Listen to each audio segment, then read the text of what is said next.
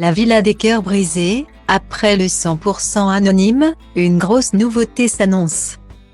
L'émission de télé-réalité La Villa des cœurs brisés qui est à sa 8e saison promet du lourd. En effet, programme télévisé emblématique de TFX qui sera bientôt de retour à l'écran s'est fait peau neuve. Plusieurs paramètres du télécrochet ont été revus à la demande du public afin d'attirer une nouvelle fois plus de monde. Ces changements sont notamment visibles au niveau du casting.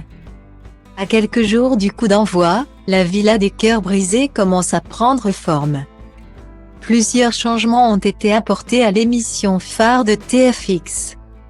Cette innovation concerne essentiellement le casting qui s'offre un nouveau concept.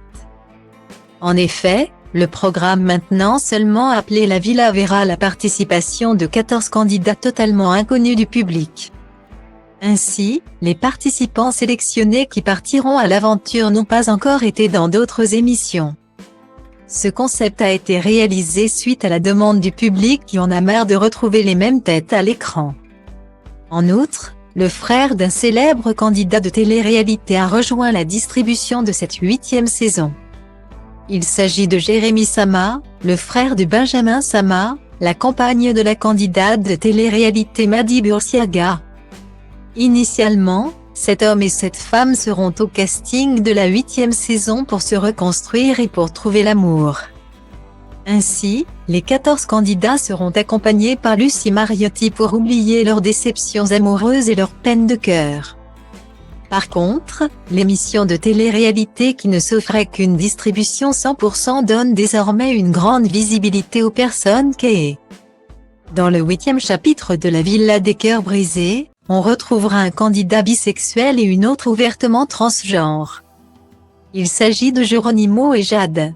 Ainsi, c'est la première fois de son histoire que la télé-réalité française fait un pas vers l'inclusion LGBTQI+. Pour donner un aperçu sur ces candidats, le programme télévisé a partagé des vidéos sur les réseaux sociaux. Geronimo, âgé de 21 ans, est un étudiant en communication toxique en amour, selon ses dires. Il a une tendance à se montrer égoïste. En outre, il s'engage à faire le maximum au cours de cette aventure qui a eu lieu au Mexique. Quant à Jade, la transgenre de 25 ans est une influenceuse célibataire qui s'est fait une place sur Tito.